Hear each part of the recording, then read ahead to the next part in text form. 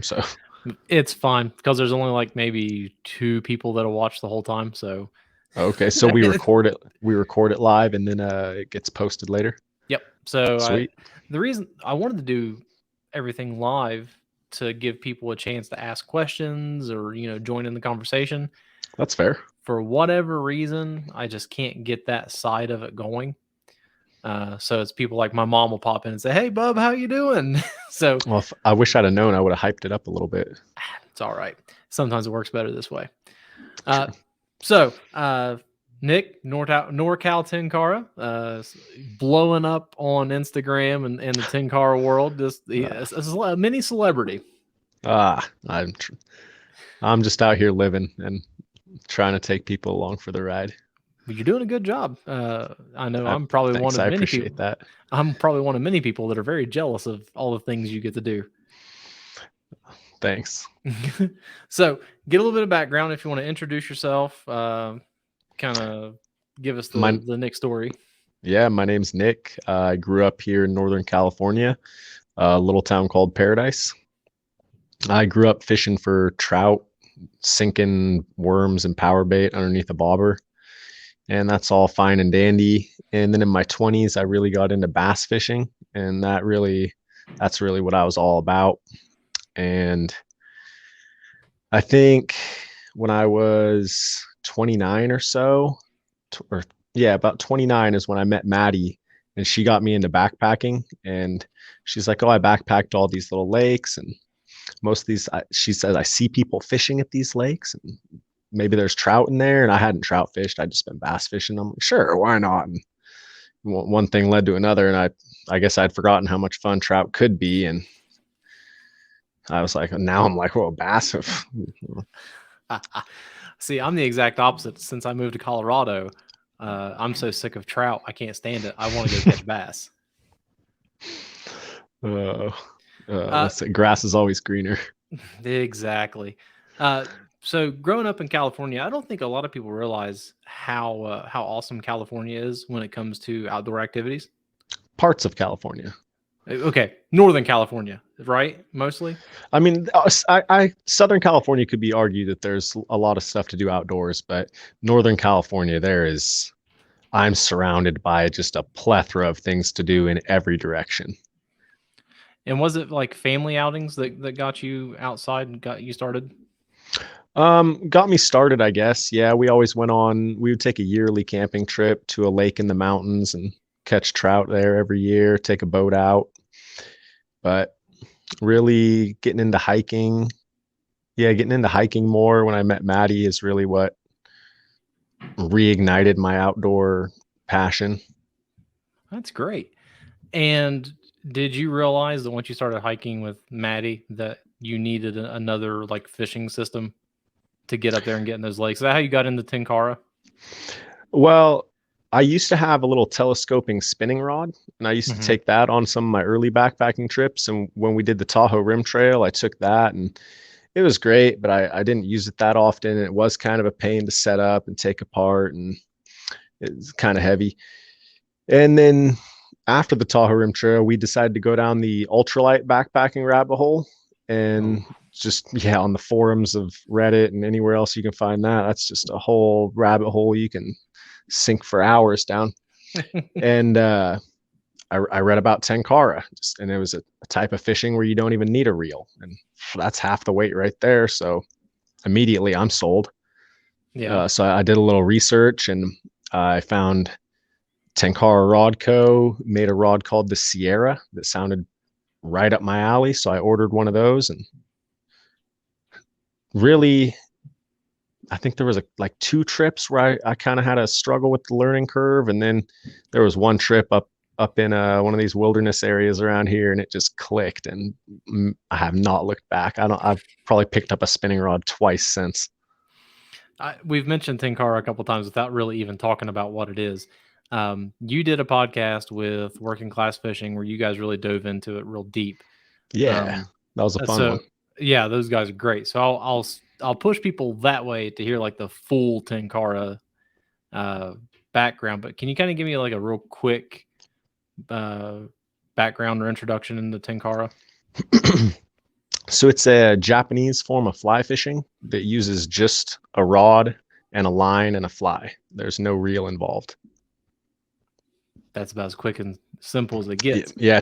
Traditionally, it's used to fish high gradient mountain streams, which Mhm. kind of plays right into backpacking because that's what I'm walking by most of the time, and mountain streams and alpine lakes. So Yeah. So your setup, I know you've got various Tenkara rods, but isn't it essentially just a rod, some sort of braided line, and then some sort of leader that attaches to your fly? you can use kind of a braided line called furled line, but I Hmm. use a level line, more like a what was it, like a fluorocarbon or something. Okay. But just Is go ahead. is it a floating line, sinking line for A that sink, part, or more of a sinking line, I would say. okay? And the flies are even a little bit different. I love watching your fly tying stuff, by the way. Thank you. And I have a lot of that coming. We'll get to that. but in the traditional sense, do the Japanese tires use like specific materials to make their flies? Traditionally, I think a lot of what they would use was tied with silk thread and probably whatever bird feather they could find. Hmm. Something with a soft hackle, usually just probably any chicken feather. And Uh, that's essentially it, right? I mean, that's the whole fly. yeah, it was mostly just simplicity. So uh, about as basic, simple a fly as you could get would go with the whole concept anyway. So And in those higher mountain elevations, I mean, you're not really targeting huge trout anyway, are you? I've caught some pretty surprisingly large fish in some weird places, but generally, no, I'm targeting fish in the 10-inch range, give or take. No. And it's funny that it's a Japanese thing because I feel like in Appalachia we had something very similar just with a cane pole. Yeah, cane poles, it's a lot stiffer, but I mean, this is more like you could argue that it's a cane pole mixed with a fly rod, Mhm. Because but you're doing some casting, so to speak, right? there's definitely a casting, and a bow and arrow cast works perfectly too. But the casting stroke with a Tenkara rod is like a 12 o'clock to 10 o'clock. It's kind of all in the wrist, Mhm. and That bow and uh, arrow you, cast, I think that's probably one of the most useful casts even a fly angler could use. it really shines with the Tenkara rod. I have a 10-foot rod, the Beartooth rod, and that thing's a slingshot machine. You can get up into some tight cover with that thing. Yeah, and I've been watching some of the videos of you guys casting, and we'll talk about the Tenkara community here in a minute, but there's a lot of guys out there that are really making it look easy. It's I don't want to say that, like, I don't want to sound arrogant and say that it is easy, but it's not. Like, it's a very simple and broken down form of fly fishing. Mhm. It's Do you not find complex. do you find that fly anglers look down on you guys that are Tenkara anglers, or is it kind of a mutual relationship? It depends who you ask. There's there's definitely uh there's definitely some hate and some shade that gets thrown to the Tenkara community from the more elitist Western fly anglers, but I can see that. the same kind of shade. I've also seen the same kind of shade get thrown at Euro nymphing or at like bead fishing. So Yeah. just who do you feel like laughing at today? I mean, if you can't It's laugh at yourself, who can you laugh at too? So yeah, yeah, and it's I'm out here high sticking with the best of them. yep. So or It's such not really. That's there's way better high stickers than me, but I just like to say that. it's so funny the culture that gets built up around certain activities. You catch these fly anglers, man, and some of them are like you said, elitist. Like if you don't do things their way, you're no good. And hey, like I get it. There's and a lot of the water that I see some people fish Tenkara in, there is definitely a more efficient way to attack that area of water.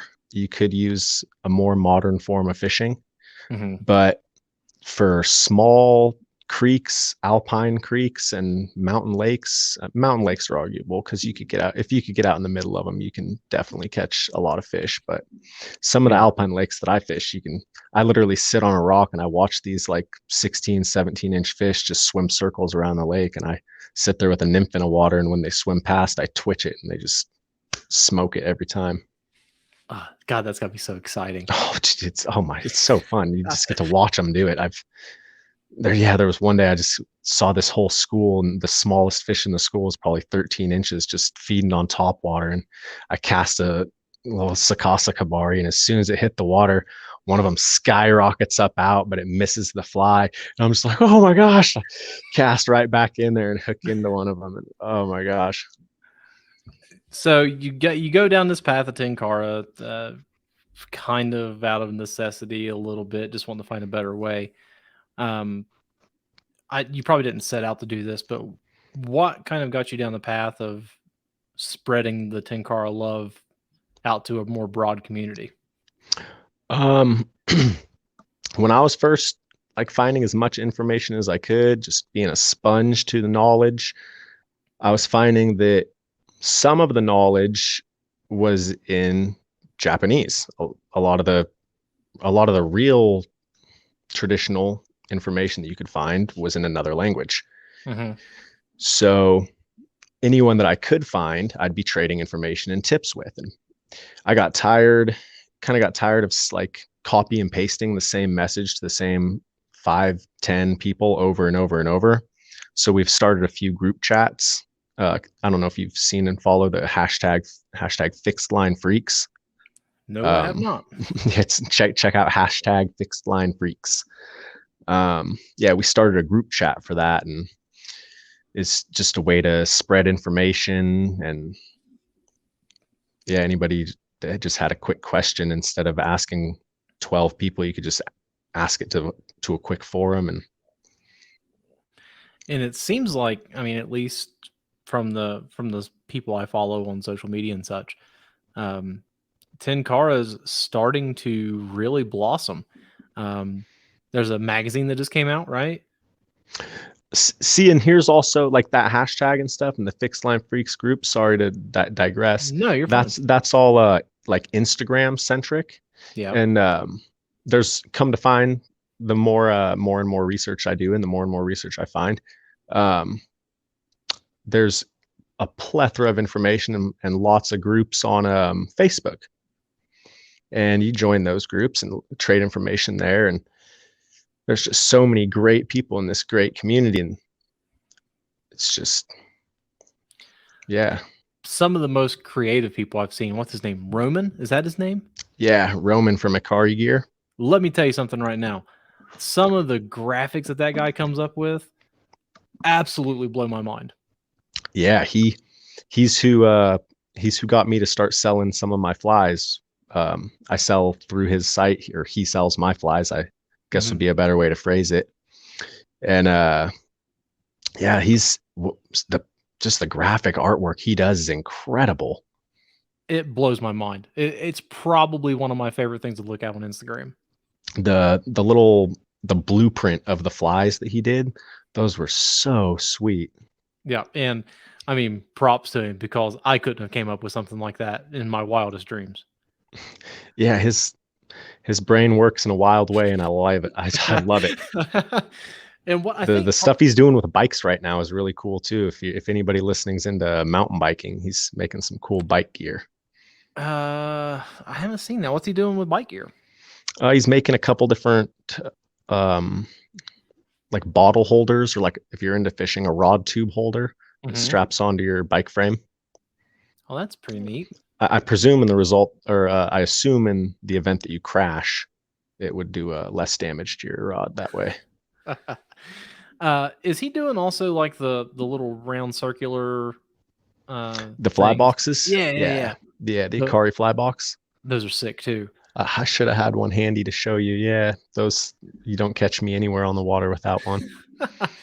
Are you still doing your flies like in batches? Like, because when you first started, you were doing like fly drops and you only had limited amounts. Yeah, that's still what we're doing. I have actually have one unit left of Fly Drop 4 available right now on his website. And I Hmm. have what's going to be my final fly drop before I start the Pacific Crest Trail. He has in his possession, ready to release soon. What was the idea behind doing drops? I love it. I think it's a great idea, but Uh, just probably, I mean, I think that was mostly Roman's idea, but also just I couldn't keep up the demand, the initial demand that he had for selling flies. Mhm. So And when we talk about demand, you've sold flies to people like way overseas, right? I've Japan? made a handful of sales overseas. The sales to Japan, those were gifts to a couple of my friends that I've made. Mostly just I wanted to get some of my Kabari to Japan to be Mhm. fished where Tenkara came from. So they didn't buy those. Those were a gift from me. Still, that's I awesome. just yeah, I really wanted to see my Kabari catch a Japanese imago trout, which they haven't caught an imago yet, but they've caught a yamame, an iwana, and gosh, I don't want to say it wrong, an amamasu. So Uh, what are those do we have anything similar to that here in the States? um, it's their version of a like a white spotted char, so similar to our brook trout, and then Okay. a yamame is kind of like a more similar to a rainbow trout, All right. and then the amamasu, I think it's called. Mhm. I hope I have this right still. I believe that's an Iwana that's gone to the ocean and come back. So kind of So like it a kind of salmon. like a steelhead or Okay. yeah, Man, that is so awesome. that's right. I actually just had somebody in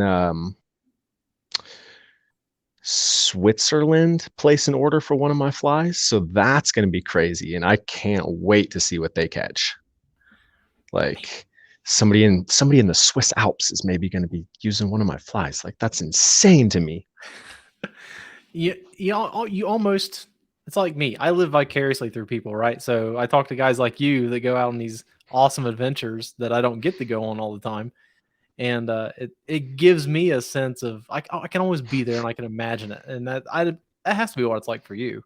Yeah, like I love like it brings me so much joy when like they don't even have to be overseas. Like anybody, someone in my town can send me a picture of like a fish that they caught on one of my flies. That makes me so stoked.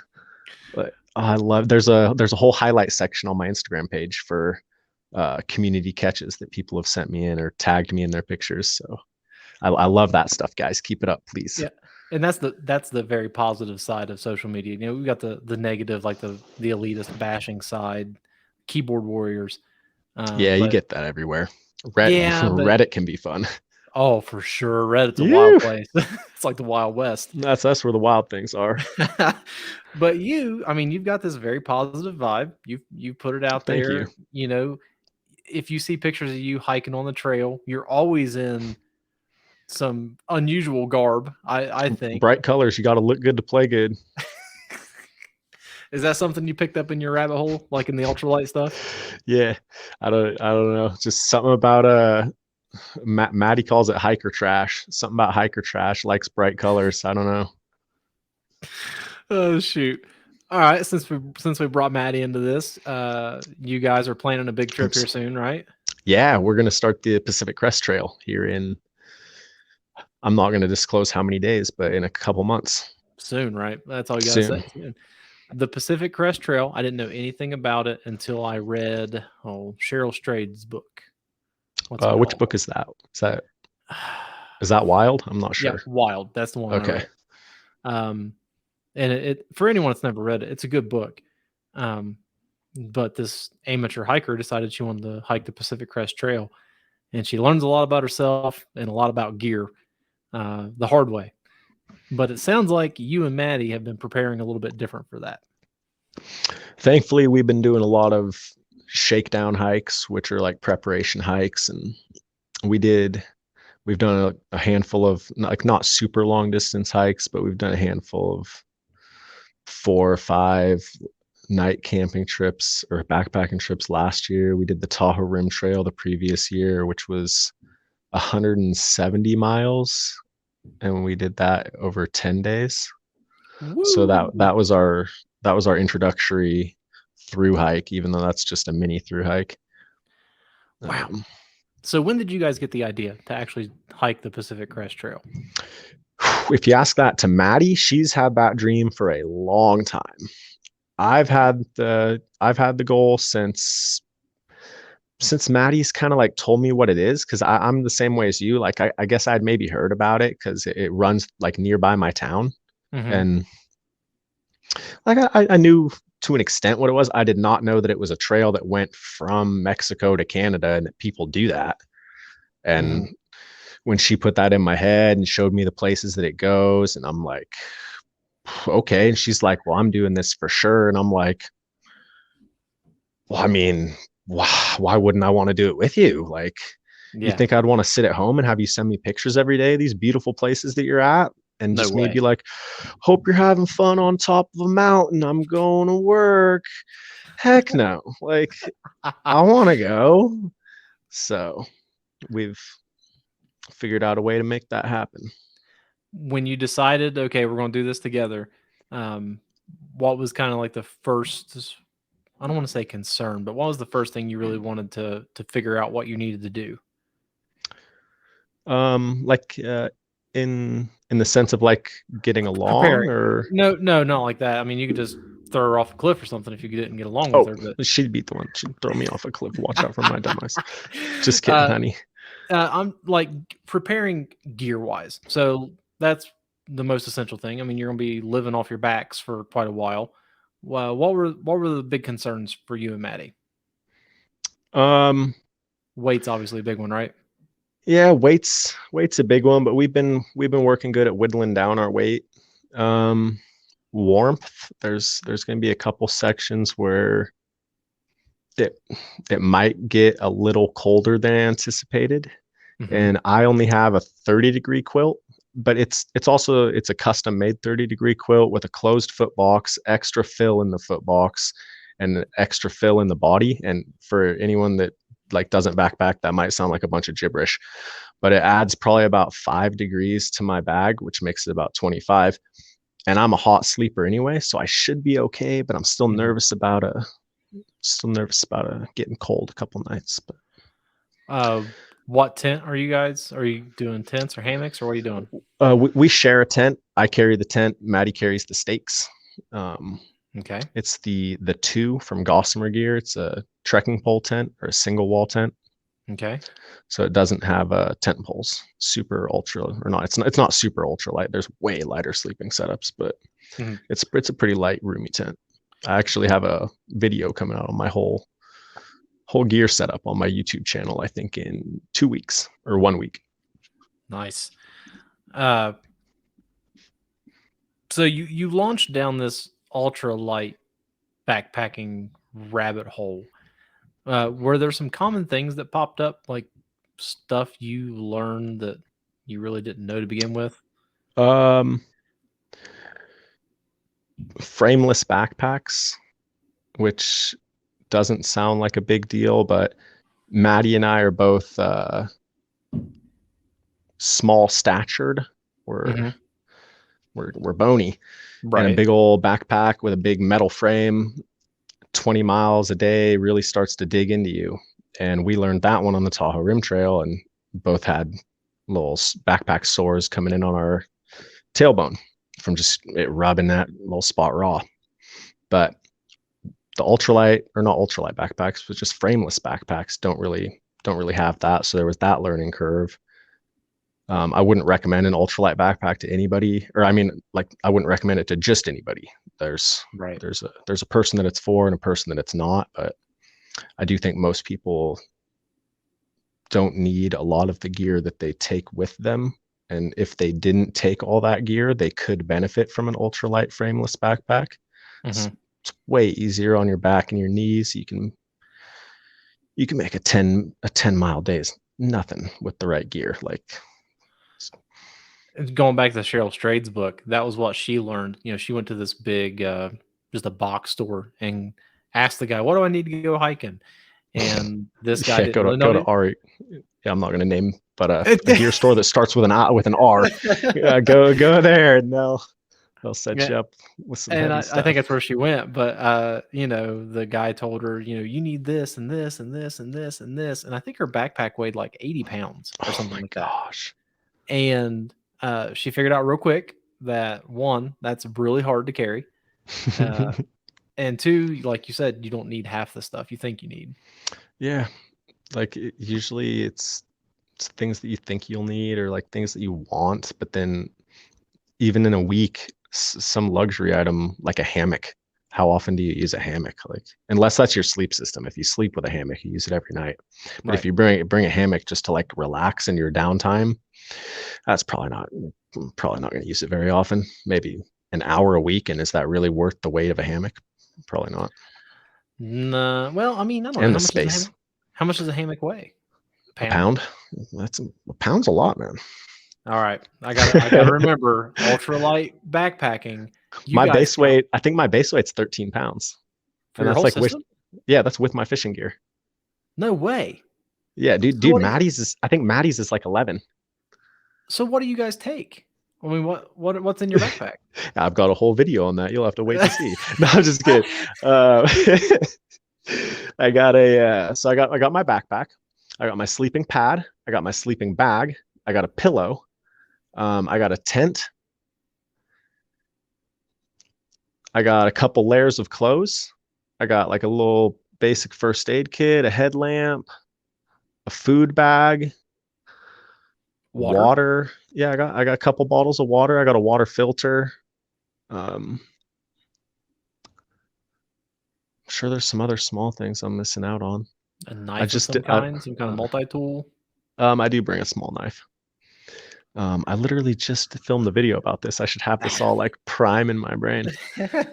But that's unreal that you guys could plan a hike with just that minimal amount of gear. Because I think whenever I go elk hunting, you I know, think our tent weighs like 15 ounces. Like our tent weighs nothing, man. well, you're also like using your hiking poles for tent poles, right? Exactly. So that helps. It's a single wall tent, so that helps. Does it have a floor in it? Yeah, it Or does have a bathtub floor. okay. So yeah, I mean, For whatever reason, that makes me feel better about sleeping with bears. Having a 16th oh, inch of nylon in between me and the bear makes me feel better. oh I yeah, don't know why. Because makes it. cowboy camping just seems weird. But let's ask me again after the PCT and ask me if I cowboy camp how many nights.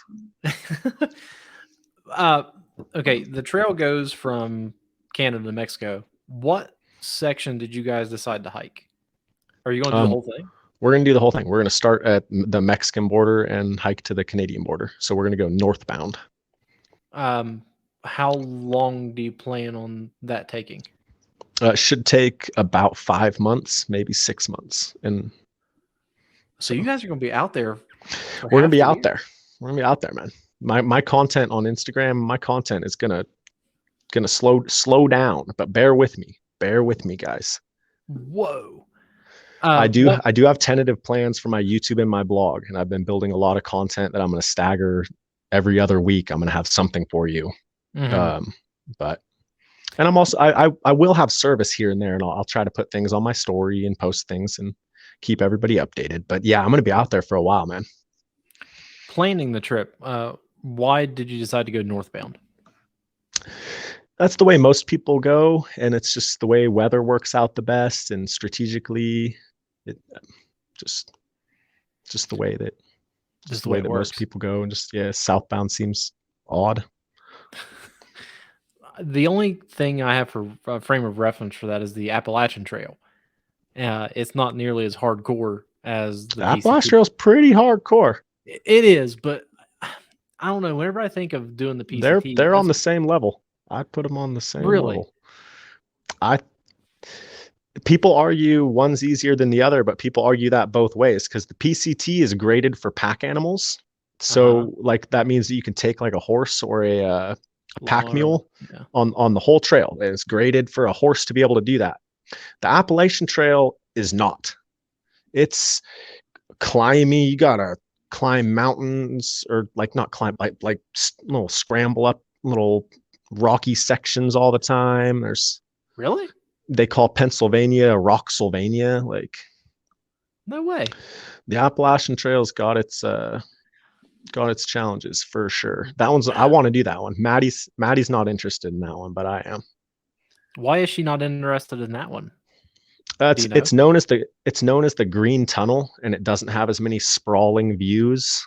It's kind of, I think the highest point on the whole thing is like 7,000 feet or something like that, which for people that live on the East Coast, that might sound really high, but that's not really high at all. No, I came from the East So Coast. I used to live in what they called the Little Smokies, and yeah, they got cute little mountains over there. Like they're cool. They're little sweet guys, but they're when not I like the 14ers in Colorado. no, when I look out my back door and I see the 14ers, I'm like, yeah, no, those are mountains. I want to see those one day. The Colorado Trail, that's on our list. Is it? Maddie wants to do the Continental Divide. That one seems a little hardcore for me right now, but we'll see. Yeah, it takes a special kind of person. To me, even doing a section of the PCT or Appalachian Trail, I mean, that's tough. Maddie has done section M and section L of the PCT solo, which is pretty crazy to me. I wouldn't do it One of solo. those is like 100-mile stretch, and yeah, for her to do that by herself, that's wild. No, like I said, I hunt, and whenever I'm, just a few miles from my house up in the woods, uh, every little bump and scratch in the Every little brush boogans. scares me. Oh yeah, I about had a heart attack last year. I thought a chipmunk was going to come out and kill me. I thought it was a mountain lion. And something else I Uh, learned: mountain lions chirp like birds. I don't know if you've ever heard one. I learned that they make a sweet, cute little bird sound. Yes, they do. Yep. So we were hunting this past year, and me and my neighbor, and I heard, I was like, "What kind of bird is that?" He goes, "That's not a bird. That's a mountain lion." I said, "You're so full of crap." He said, "You go home and look it up, and whenever you figure it out, apologize to me." And sure enough, I was like, "Oh my god, I've heard that noise so many times." Yeah, sketchy. Yeah, and you guys, are there grizzlies along the way? I assume where you guys are hiking. Not there's not really grizzlies till you hit Washington, but up in there are. But Yeah, California, there's not. California exterminated their grizzlies despite having it on our flag. that's weird. It is weird. California, you guys are weird. Hey, man. Yeah, but I mean, It's even what it is. being in Washington, you're at the last leg of it. I mean, the idea of being that tired and for hiking for that long and then still having to overcome grizzlies. That's One of next the level. parts I'm excited about is hiking through basically my own backyard. Because like at one point, a lot of hikers get what's called they call it the NorCal blues, and Uh-huh. for whatever reason, people don't like being in NorCal. And I'm gonna be stoked to come through my like home. Like it'll be a trip to like I'll have walked home from Mexico for one. Like that's gonna be weird. And then I'm just gonna keep on going. I'm like, all right, see you later, home. I'm gonna go to Canada, I guess. Hopefully it all works out and we make it. But I think we have what it takes and got I everything dialed in pretty good. I've got faith. I think you guys are going to do it. Thanks, Uh, man. the other part of the planning is like the cache system, right? So setting up Food. the food and water depots. Uh, We have a lot. We've been assembling a lot of care packages that we're going to mail to ourselves of food, mhm. which I'll also have a YouTube video coming out about that. And I'll be dehydrating some of my own food and buying some dehydrated food. And then we mail those to probably about a half to maybe only a third of the trail towns. And then the rest will be able to hitchhike. I mean, we're going to have to hitchhike or walk into all the towns, Mhm. but some of them will go to the post office, get our resupply. Some of them have big grocery stores. We'll just be able to go to the grocery store and resupply there. And that's kind of the final very interesting piece to me for all the through hiker community. These little trail towns, it seems like that community really tries to look out for each other. I'm excited to see what that's all about too, because that's more the biggest part of that exists allegedly in Southern California, down in a lot of the areas that I haven't been, from about the Uh-huh. Mexican border up to the base of the Sierra. So Man, you guys are allegedly, that's some of like the hardest it's not, it's just the desert. It's a grueling section of the trail. So I guess there's a lot of the community that lives along the way really likes to band together and help make sure the hikers get through that part. Because once you get into if you get into the Sierra and everything's going good, it there's a lot more to enjoy from there on out. It's not going to get easy, but there's just a lot more to enjoy once you're out of the desert. I'm so jealous. You guys are going to meet so many cool people. That's going to be just as fun as hiking, right? I mean, meeting everybody. Yeah, there's a huge trail culture, which we're not as big into the trail culture. That's a lot of like people that come right out of high school and out of college and wanted to get to the party scene, and they're drinking all the time, and that's not really what. So, but I'm excited. You do meet some cool people. When we did the Tahoe Rim Trail, we met someone named Sorchi. So shout out Sorchi if you happen to listen to this. He was a really cool dude. I doubt he's anywhere near technology and would hear this, but he was an interesting character. He's the one that gave us our first trail names.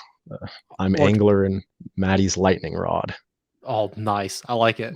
Yeah. So he ran into us like 5 times, and every time he saw me, I was fishing, and he's like, "You're an angler, man." I'm like, "Well, it's fitting." Yep. Shoe fits, right? That's right. Wear it. I think the other kind of interesting thing is, someone like you or Maddie, you're not. Dirtbag is a pretty popular term, right? For people That's a term. That's a term of endearment. Yeah.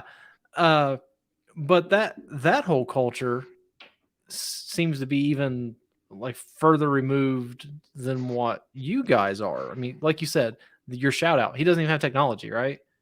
Probably not. I mean, he has an Instagram. Shout out Viva Les Sueño, I think is his name.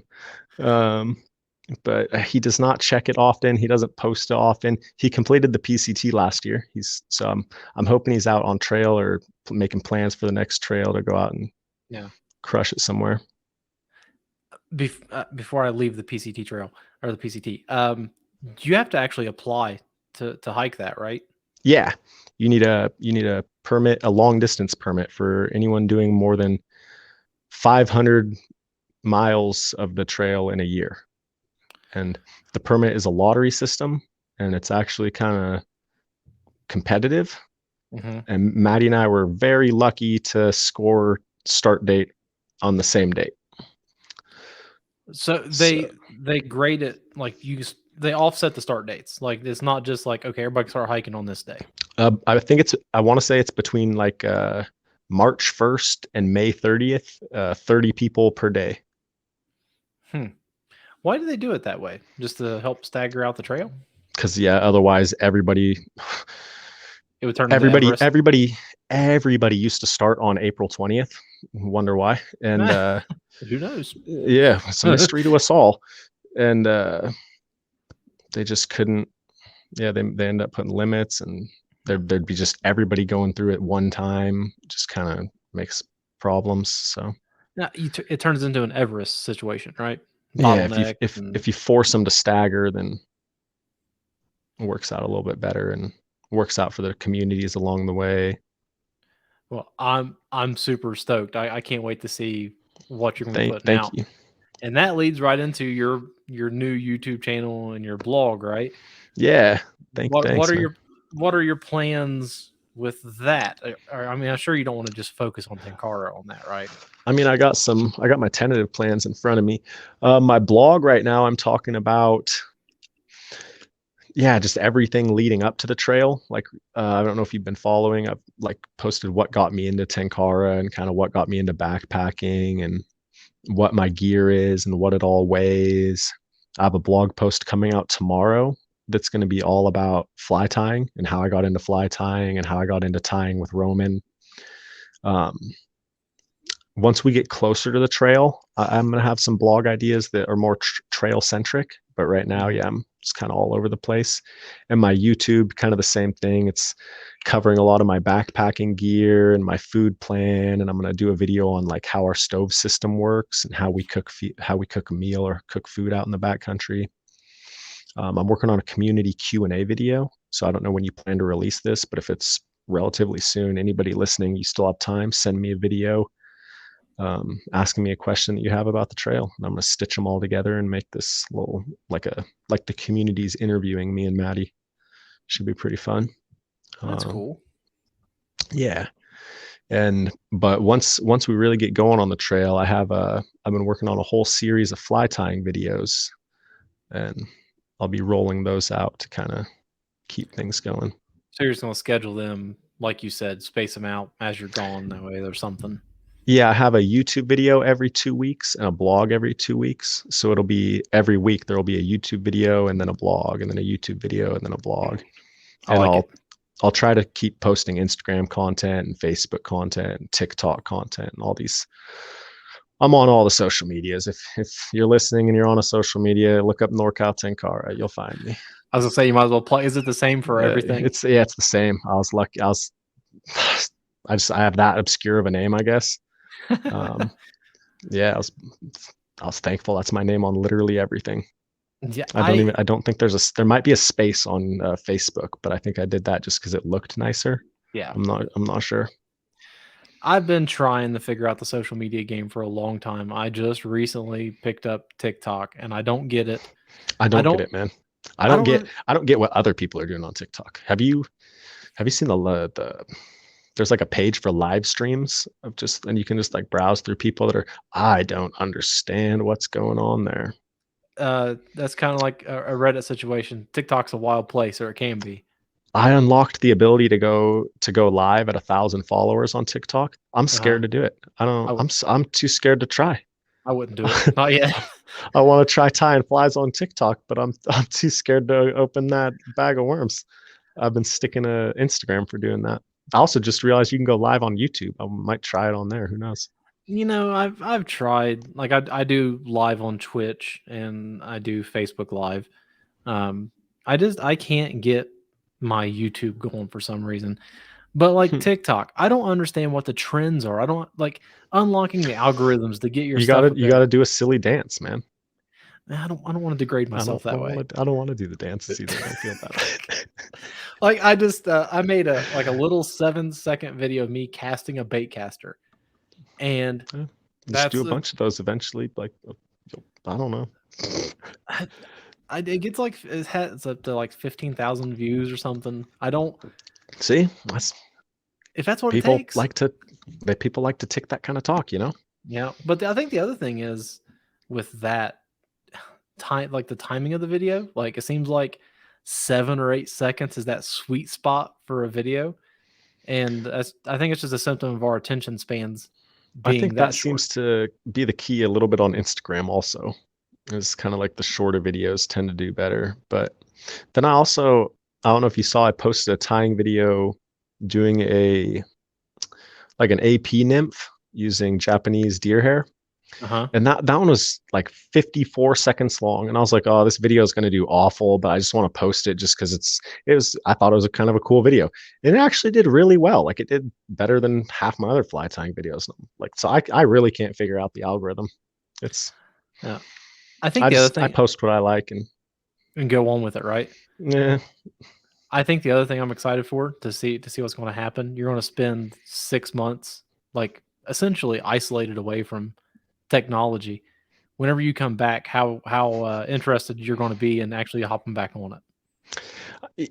Yeah, I think I'll miss parts of it, but I'll be excited to unplug to an extent and get away from the daily grind. But it will be nice to come back, because I know that I will miss the community of like being able to reach out and talk to the whole Tenkara community. Is like so great. Like I talk to the group chat at some point every day, and it's great. Everyone in there is great. It's not always the same people like rotating in and out. It's just yeah, it's refreshing. It's nice to have a community of people like that you can go to. They're all fun. Well, if you want to plug your community, if there's anyone you want to shout out or tell everybody about your social media stuff, go ahead and do it. The community, like anywhere you look up Tenkara and can find the community, it's probably going to be a great community. The Fixed Line Freaks, I love them. It's a little group chat that I started, and it's evolved into something great. So check that out. Tenkara Rod Co. Shout out Tenkara Rod Co. I've started a employment with them, and that's going really great. Hey, So good for you. thanks. It's living the dream come true. Man. And so if you want a Tenkara rod for your own, message me. I can help you pick one out, or browse the website and use my code Norcal Tenkara for 20% off. There's also the Ikari gear. If you want to check out an Ikari fly box or Ikari bike part, you can use my discount code NCT 2021 for 10% off not anything from Ikari, but any model Ikari. I think those are my affiliates. I highly suggest checking out Ikari, man. Ikari's rad. Sapandbark.com or ikarigear.com.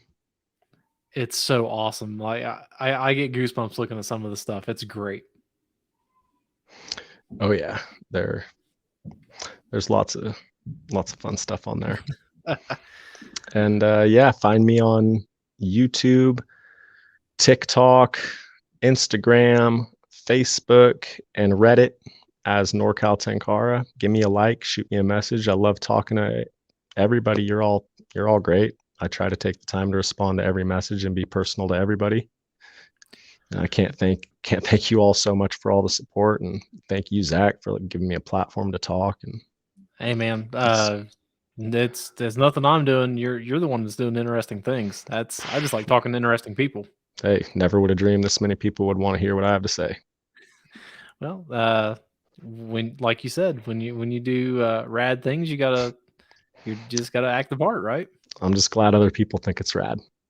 Well, I can assure you they do, and I'm glad you came on the podcast to talk about it, man. Thanks for having me. Thank you. So I'm glad we were able to work this out finally. Finally, man, it's been chaos, but it's been a long one. It's been a long time in the works. It's in the books. All right, Nick, thanks for coming on. I really appreciate it, man. Yeah, thanks for having me.